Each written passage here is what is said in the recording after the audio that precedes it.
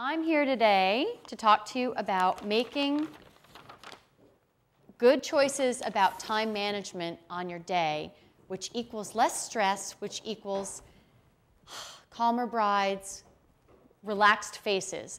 In my zoom lens on a wedding day, I can see stress a mile away. You know, I zoom in and I'm getting the close, intimate moments of the day.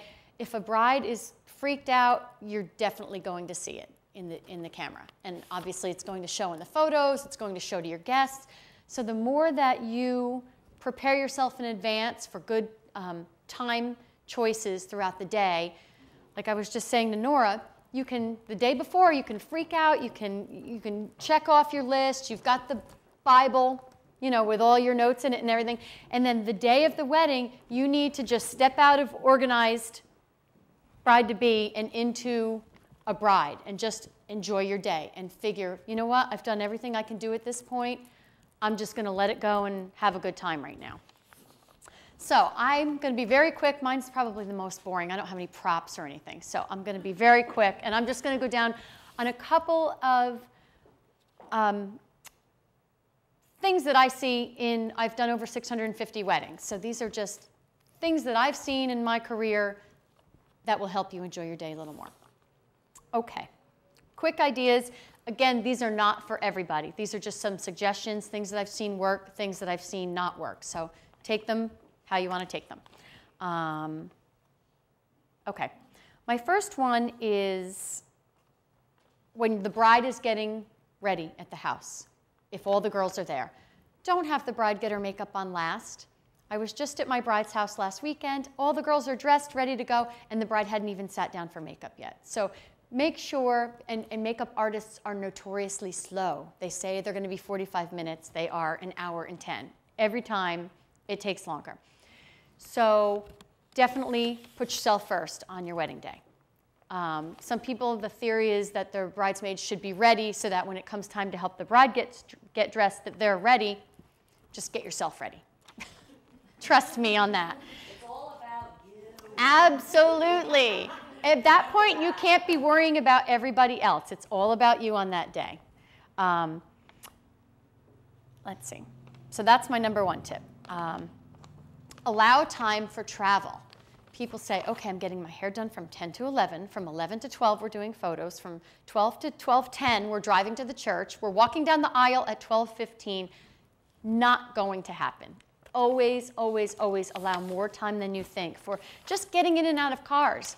If you have a bridal party of 8 girls, getting into the limo can take 15 minutes. By the time everybody gets their bouquet and their purse and their makeup and their lip gloss, and it's not in the car to the church. Getting out of the car takes a few minutes. So definitely give yourself more time than you need. And even if those of you who maybe haven't set times yet for your ceremonies, think about the time to get there, to get yourself out of the car. Don't think it's going to be, you know, a scheduled thing. I've seen so many. How long would you?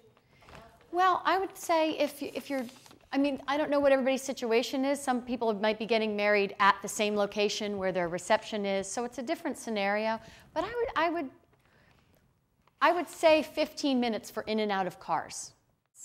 Allow time for receiving lines. A lot of people, the brides, again, 3 o'clock is my ceremony, and 4 o'clock is my cocktail. Are you having a mass? Yeah, full mass an hour. Are you having a receiving line? Yeah. I'm like, your cocktails are not going to start at 4 o'clock. Really, a receiving line, 100 people, takes at least 15 minutes. So just if you give each couple 30 seconds, you figure. If you have 50 couples, I mean, it takes a lot more time than you think. And just, again, take that into consideration when you're doing your timeline. You know, I know a lot of people don't want to leave all that time for their guests. What will the guests do? What will the guests do?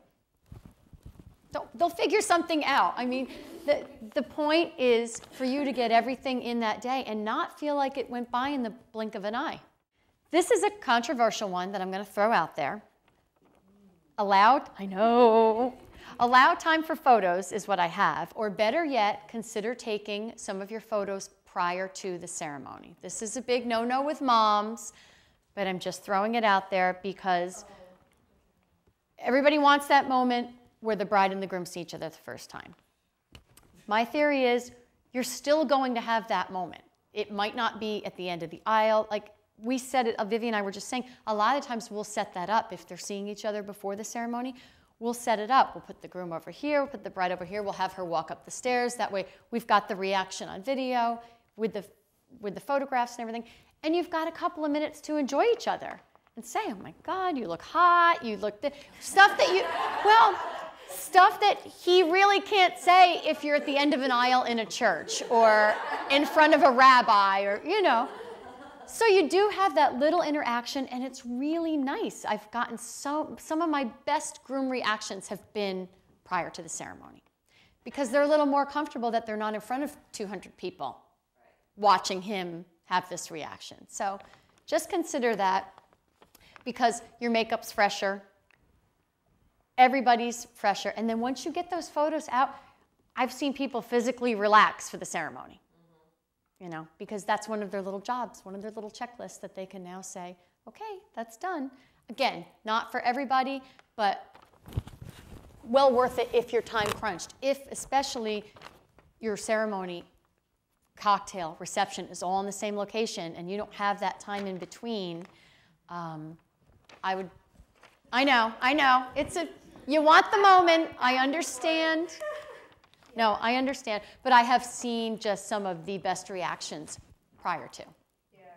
There is no need to travel a half an hour to a river or a park or something because you think you want that scenery. Some of the nicest shots are downtown. I mean, on a college campus, maybe if you're getting married close to your alma mater and you want to take some pictures there.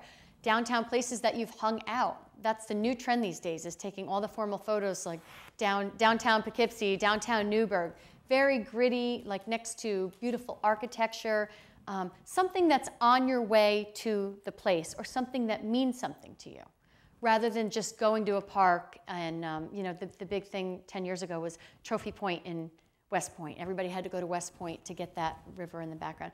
Well, you know how many brides from the 90s have that as their background now? The trend is today to do something different. So think of something different that has meaning for you. Do not carry your cell phone the day of the wedding. Assign someone. The groom can assign someone, and the bride can assign someone. They can have a cell phone. Give those numbers to the photographer, the videographer, the DJ, just in case, so everybody knows where everybody is, but you do not need to carry a cell phone. Just not necessary.